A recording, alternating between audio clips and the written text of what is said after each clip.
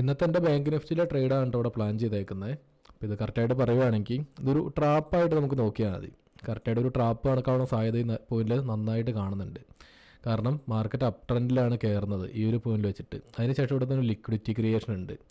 ഇത് ഈ ഒരു പോയിന്റിൽ വെച്ചൊരു ട്രാപ്പാക്കി ഈ ഒരു പോയിന്റിലേക്ക് എത്തുവാണെങ്കിൽ നല്ലൊരു ഫാള് സംഭവിക്കാനുള്ള സാധ്യതയുണ്ട്. അപ്പോൾ ഞാൻ ആ ഒരു രീതി വെച്ചിട്ടാണ് ഡൗൺ സൈഡിലേക്ക് ഒരു ട്രേഡ് പ്ലാൻ ചെയ്തേക്കുന്നത്. കറക്റ്റായിട്ട് 5 മിനിറ്റിലേക്ക് നോക്കിയാൽ നല്ലൊരു സെല്ലിംഗ് ആണ് ഇവിടെ സ്റ്റാർട്ട് ചെയ്തിട്ടുണ്ടായിരുന്നത്. നല്ലൊരു ഇമ്പൾസീവും അതിനുശേഷം ചെറിയൊരു കറക്ഷനിലാണ് നിൽക്കുന്നത്.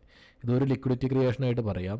അപ്പോൾ ഈ ഒരു പോയിന്റിൽ ഒരു ട്രാപ്പ് നടത്തുവാണെങ്കിൽ ഏകദേശം ഒരു സെല്ല് സ്റ്റാർട്ട് ചെയ്തതിൻ്റെ ഒരു 0.5 ഇവിടെ കവറാവും, ഒരു 50%. അതിന് ശേഷം ഈ ഒരു പോയിന്റിൽ നിന്ന് റിവേഴ്സ് ആവാനുള്ള സാധ്യത വളരെയധികം തോന്നുന്നുണ്ട് കേട്ടോ.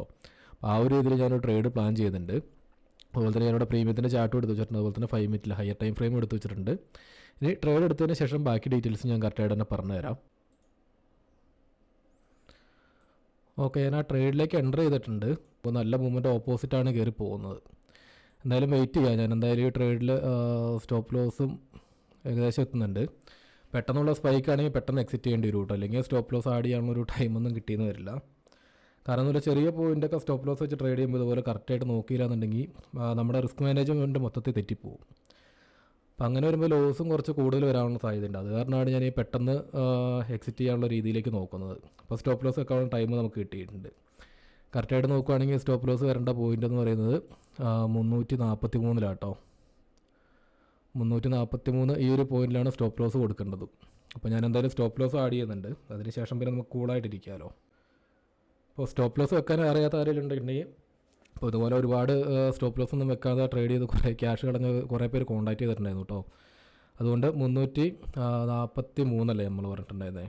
43.80 സ്റ്റോപ്പ് ലോസ് കൊടുക്കാനുണ്ട്. 343.90 ചെറിയൊരു പ്രൈസ് അങ്ങോട്ടും അഡ്ജസ്റ്റ് ചെയ്ത് കൊടുക്കാനുണ്ട്. സ്റ്റോപ്പ് ലോസ് അങ്ങനെ ആഡ് ചെയ്തിട്ടുണ്ട് കേട്ടോ. സ്റ്റോപ്പ് ലോസ് ആഡ് ചെയ്യുന്നത് ഇങ്ങനെ സിമ്പിളാണ്.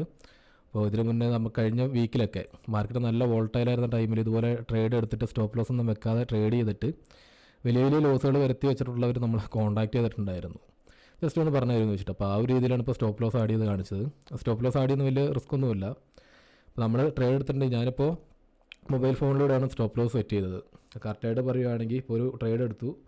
ആ ട്രേഡ് എടുത്തതിന് ശേഷം നേരെ പോർട്ട്ഫോളിയോയിലേക്ക് പോയി കഴിഞ്ഞാൽ നമ്മുടെ പൊസിഷൻ അവിടെ റൺ ചെയ്യുന്നത് കാണാം. അതിനകത്തേക്ക് നേരെ ക്ലിക്ക് ചെയ്താൽ സ്ക്വയർ ഓഫ് എന്നുള്ളൊരു ഓപ്ഷനും കാണും. അതിലേക്ക് മാർക്കറ്റ് ഓർഡറിലേക്ക് നേരെ കിടക്കുന്നത്. അത് മാറ്റിയിട്ട് നേരെ ഒന്ന് മാറ്റി സ്റ്റോപ്പ് ലോസ് ലിമിറ്റിലേക്ക് ആഡ് ചെയ്യുക. ഇവിടെ എത്രയാണോ നമ്മൾ സ്റ്റോപ്പ് ലോസ് വെക്കാനായിട്ട് പ്ലാൻ ചെയ്തേക്കുന്നത്. സാധാരണ ഈ പറഞ്ഞ പോലെ ഒരു 10 പോയിൻറ്റ് 20 പോയിൻ്റൊക്കെ ആണെങ്കിൽ ആ ഒരു 20 പോയിൻറ്റ് നമ്മൾ എൻട്രി എടുക്കുമ്പോഴും കറക്റ്റായിട്ട് അറിയുമല്ലോ.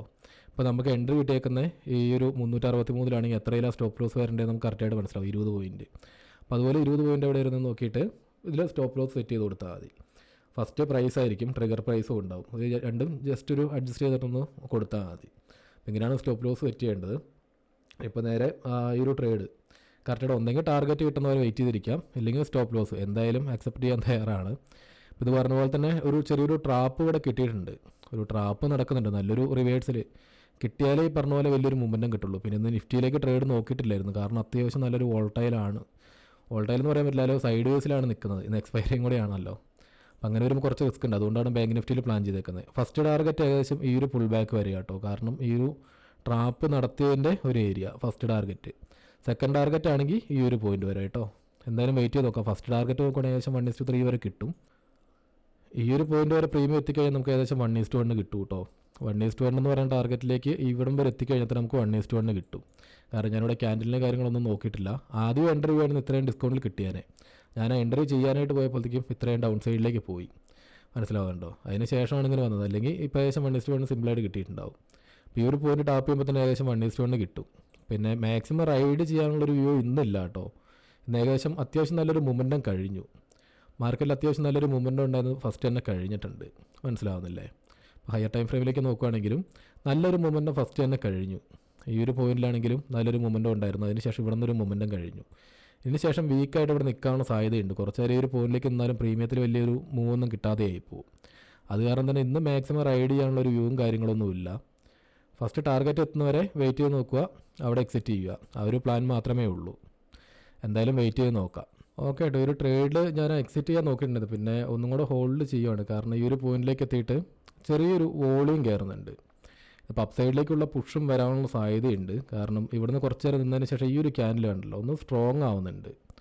കുറച്ചൊരു മൊമെൻറ്റം സ്റ്റാർട്ട് ചെയ്തിട്ടുണ്ട്. അങ്ങനെയാണെങ്കിൽ ഈ ഒരു പോയിൻ്റൊക്കെ ബ്രേക്ക് ചെയ്യുമ്പോഴത്തേക്കും ചിലപ്പോൾ പ്രീമിയം ഞാൻ അന്ന് പറഞ്ഞിട്ടുണ്ടായിരുന്ന പോലെ തന്നെ പ്രീമിയം ഷൂട്ട് ആവാനുള്ള സാധ്യതയുണ്ട്. അതും കൂടെ എന്തായാലും നോക്കാം. ഞാൻ എന്തായാലും ഈ ഒരു ട്രേഡിൽ എക്സിറ്റ് ചെയ്യാനുള്ള പ്ലാൻ ഇട്ട് ആ ഒരു ക്യാൻഡിൽ ബ്രേക്ക് ചെയ്യുമ്പോഴത്തേക്കും എന്തായാലും എക്സിറ്റ് ചെയ്യാനുള്ളൊരു പ്ലാനും കൂടെ നോക്കുന്നുണ്ട്. കാരണം ഞാൻ പറഞ്ഞ പോലെ തന്നെ അത് പെട്ടെന്നൊരു മൊമെൻറ്റം കിട്ടാനുള്ള സാധ്യതയുണ്ട് ഒന്നും കൂടെ. ഇല്ലെന്നുണ്ടെങ്കിൽ പിന്നെ ലോസിലേക്ക് വിടില്ല. പിന്നെ ഇവിടെ നിന്ന് റിവേഴ്സ് ആകുവാണെങ്കിൽ ഞാൻ പറഞ്ഞ പോലെ കോസ്റ്റിലേക്ക് വെച്ച് കൊടുക്കും. ഓക്കെ അല്ലേ? അപ്പോൾ ആ ഒരു രീതിയിലേക്കാണ് പ്ലാൻ ചെയ്തേക്കുന്നത്. ഈ ഒരു പോയിന്റിനെ ബ്രേക്ക് ചെയ്യണം കേട്ടോ. ചിലപ്പോൾ ഇവിടെ നിൽക്കുന്നതിനനുസരിച്ച് പ്രീമിയം ഇറങ്ങിക്കൊണ്ടിരിക്കാനുള്ള സാധ്യതയുണ്ട്. അപ്പോൾ ഈ ഒരു പോയിൻ്റ് കുറച്ച് നേരം ഞാൻ പറഞ്ഞ പോലെ ഇവിടെ നിന്ന് കഴിഞ്ഞിട്ടൊരു ബ്രേക്ക് കിട്ടുവാണെങ്കിൽ പ്രീമിയം പെട്ടെന്ന് ഷൂട്ടാവും. പെട്ടെന്ന് ഷൂട്ടാവെന്ന് പറയുമ്പോൾ ഇത്രയും നേരം ഒരു മൊമെൻ്റ് ഒന്നും ഇല്ലാണ്ട് നിൽക്കുന്നതല്ലേ. പ്രീമിയത്തിൽ നോക്കി അപ്പോൾ ഇങ്ങനെ വരുന്ന ടൈമിൽ ഈ ഒറ്റ ക്യാനിലെ സ്പൈക്കിൽ തന്നെ പ്രീമിയം അത്രയും കയറിയില്ലായിരുന്നോ? അതുപോലെ പെട്ടെന്നൊരു മൊമെൻറ്റം ഒറ്റയടിക്ക് വരാനുള്ള സാധ്യതയുണ്ട്. ഞാൻ എക്സിറ്റ് ചെയ്തിട്ടുണ്ട്. അതുപോലെ തന്നെ സ്ക്വയർ ഓഫ് മൊമെൻറ്റം സെല്ലിങ് വരുന്നില്ല. ആ ഒരു ക്യാൻഡിൽ ഒന്ന് ഇറങ്ങിക്കഴിഞ്ഞാൽ ഇല്ലാട്ടോ ഒരു സ്ട്രോങ് ആവുന്നില്ല എന്തായാലും. ഓക്കെ, നമ്മുടെ ട്രേഡ് അങ്ങനെ കറക്റ്റായിട്ട് എക്സിറ്റ് ചെയ്തു കേട്ടോ. കറക്റ്റായിട്ട് എക്സിറ്റ് ചെയ്തെന്ന് പറഞ്ഞാൽ ടാർഗറ്റ് ഇപ്പോൾ നമ്മൾ പറഞ്ഞ പോലെ തന്നെ ആയിരുന്നു. പക്ഷേ എൻ്റേതായ വ്യൂവിൽ ഞാൻ പറഞ്ഞല്ലോ, നമുക്കൊരു വ്യൂവിനനുസരിച്ചായിരിക്കും ട്രേഡ് പ്ലാൻ ചെയ്യുന്നത്. ഈ ഒരു ക്യാൻഡിൽ കട്ടായപ്പോൾ തന്നെ ഞാനിവിടെ നിന്ന് എക്സിറ്റ് ചെയ്തു. അതിനുശേഷം മൊമെൻറ്റം വരുന്നുണ്ട്. പക്ഷേ അത് അത്രത്തോളം ഇവിടെ നിൽക്കുമെന്ന് നമുക്ക് പറയാൻ പറ്റില്ല. പിന്നെ ഞാൻ വിചാരിച്ചൊരു രീതിയിലാണെങ്കിൽ മാർക്കറ്റ് ഇവിടെ നിന്നിട്ടൊരു ബ്രേക്ക് എന്ന് പറയുമ്പോൾ സ്ട്രോങ് ആയിട്ടൊരു ബ്രേക്ക് കിട്ടും. പ്രീമിയം നല്ല സ്പൈക്ക് കിട്ടുമായിരുന്നു. പക്ഷേ അതുപോലെയൊന്നുമില്ല. എന്നാലും ഡീസൻ്റ് ആയിട്ടുള്ളൊരു പ്രോഫിറ്റ് നമുക്കൊരു മൊമെൻറ്റം കിട്ടി. ഏകദേശം ട്രേഡ് നോക്കുകയാണെങ്കിലും ഈ സെയിം ട്രേഡ് തന്നെയാണ് ഞാൻ പിന്നെ നമ്മുടെ കമ്മ്യൂണിറ്റി ഗ്രൂപ്പിൽ അപ്ഡേറ്റ് ചെയ്തിട്ടുണ്ടായിരുന്നു. മനസ്സിലാവുന്നില്ലേ? ഈ സെയിം ട്രേഡ് തന്നെയാണ് ഞാനും എടുത്തേക്കുന്നത്, നമ്മുടെ സ്റ്റുഡൻസും എടുത്തിട്ടുണ്ട്. ഈ ഒരു ട്രേഡ് അതെടുത്തപ്പോൾ അതിൻ്റെ ഡീറ്റെയിൽസ് ഷെയർ ചെയ്തിട്ടുണ്ട്. സെയിം ട്രേഡ് നോക്കുകയാണെങ്കിൽ നമ്മുടെ സ്റ്റുഡൻസും എടുത്തിട്ടുണ്ട്. അപ്പോൾ ഇതുപോലെയാണ് ട്രേഡിങ്. ഈ ഒരു രീതിയിൽ കുറച്ചും കൂടെ അടിപൊളിയാവും. പിന്നെ ഒരു വ്യൂ കറക്റ്റായിട്ട് എൻ്റെ ഒരു വ്യൂവിനനുസരിച്ചായിരുന്നു ഞാൻ ട്രേഡ് പ്ലാൻ ചെയ്തത്. കറക്റ്റായിട്ട് നോക്കിയിട്ട് കറക്റ്റായിട്ട് ഞാൻ എക്സിറ്റ് ചെയ്തിട്ടുമുണ്ട്. പിന്നെ മാക്സിമം റൈഡ് ചെയ്യാത്തതിൻ്റെ ഒരു റീസൺ എന്ന് പറയുന്നത് സിമ്പിളാണ്. അത്ര ഒരു ഇൻട്രസ്റ്റഡ് അല്ല. മാർക്കറ്റ് ആ ഒരു മൊമെൻറ്റൊക്കെ ഫസ്റ്റ് തന്നെ കഴിഞ്ഞു.